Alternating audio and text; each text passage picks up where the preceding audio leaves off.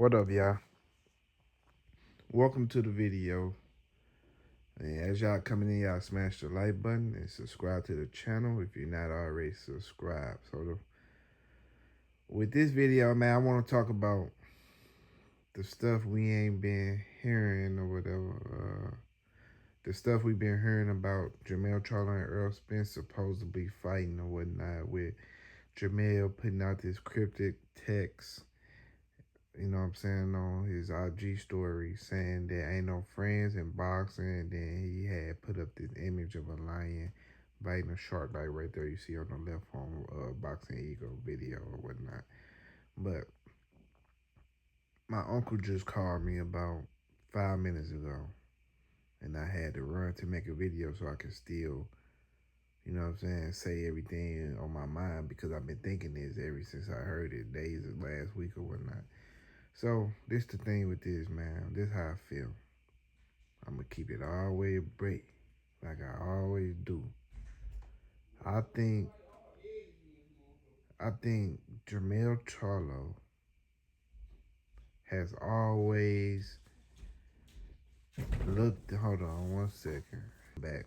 I think Jermell Charlo has always been like.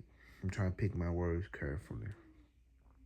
Cause I want to say he always kind of like hated on Earl, but fuck it, I'm gonna say yeah. He always kind of like was a little jealous of Earl, right?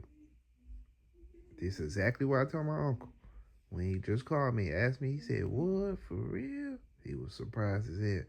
So I'm like, he always had this jealousy for Earl, right? So what he did was he came through. He rode Errol Spence wave like a lot of other boxers did. They rode his wave. You know what I'm saying? Then they kind of like switched up on him. Like, for instance, like Clarissa Shields.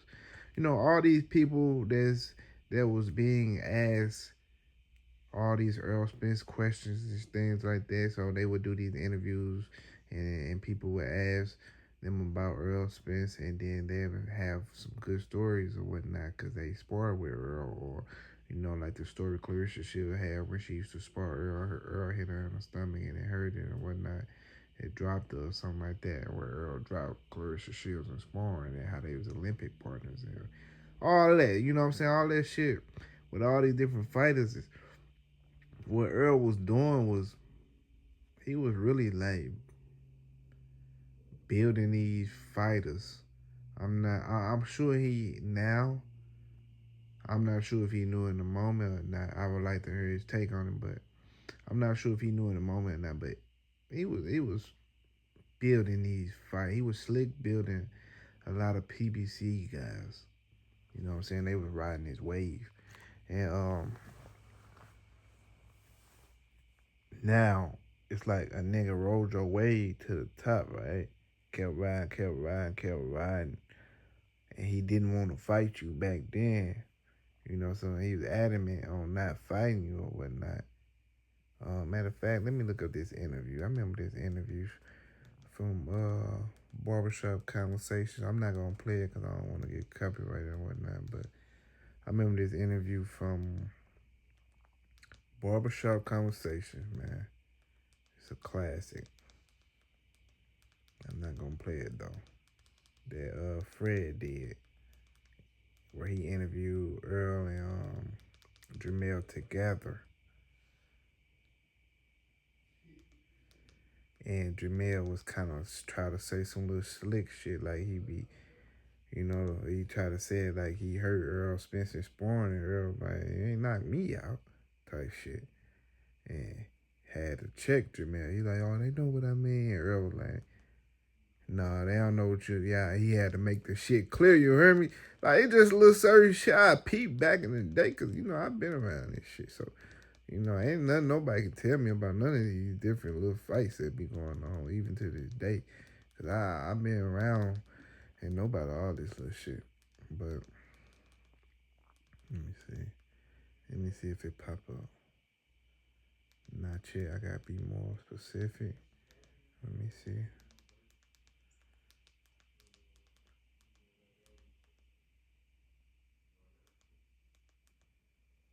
They was was outside. This shit right here, 4 minutes. Damn, I want to play this motherfucker. And that bitch went viral, man. Fred did a lot of promotion for PBC fighters too. Like if they would have kept them in the mix, this shit really could have been beautiful. I ain't gonna cap, but you know what I'm saying? That was a hell of a time though. It's this fight, it's this video right here.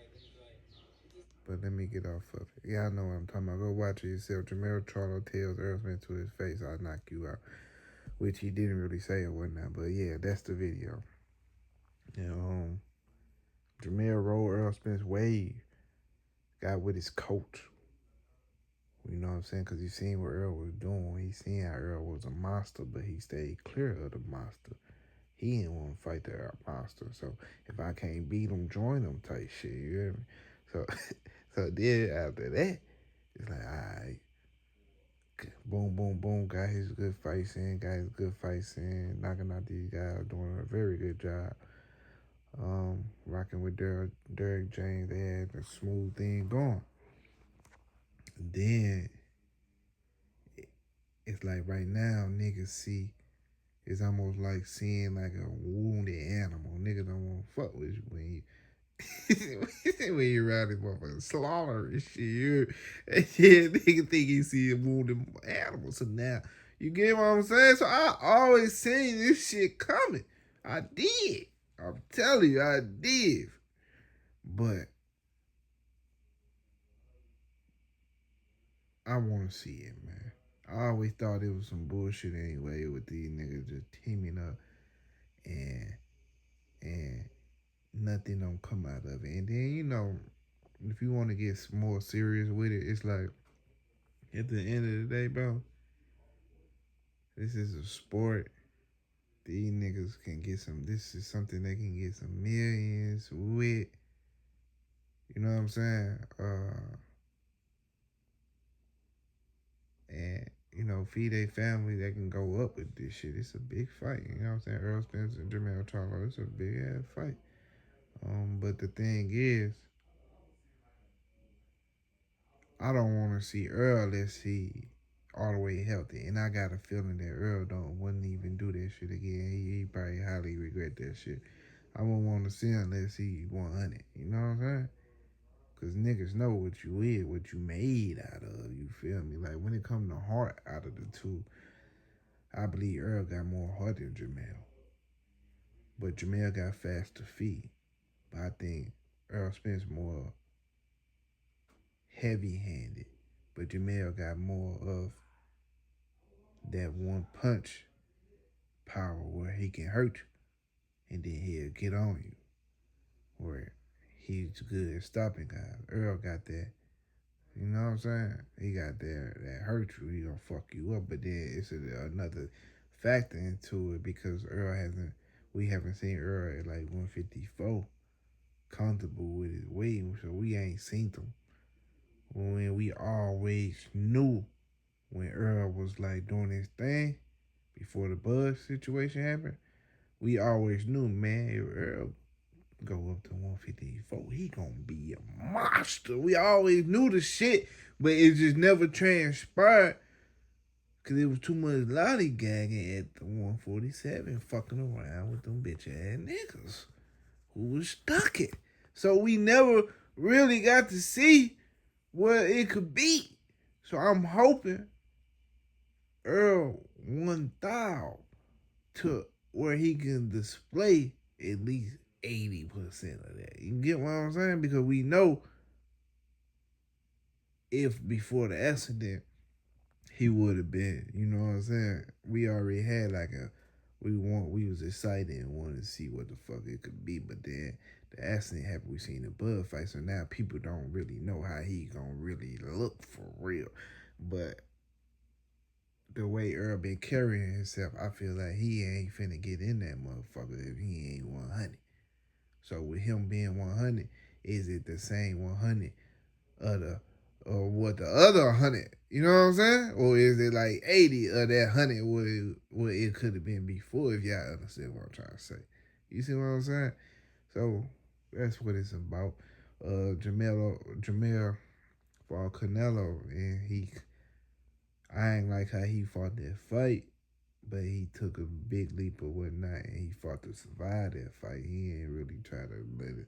He ain't really go all out because he didn't want to get stopped and shit like that. That's what it looked like to me. But you know what I'm saying? Jermell, all he displayed at 154 is greatness. So the thing is, my question is about this fight. What weight class? Because these niggas ain't got fighting on 154.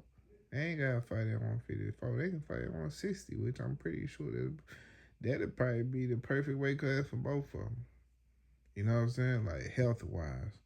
Ain't no pressure for no, oh, we got to do it for this belt or this belt.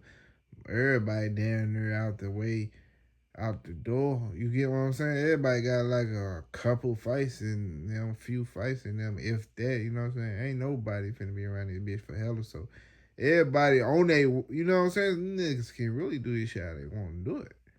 You know what I'm saying? They can do this shit how they want to do it. They can fight at 160.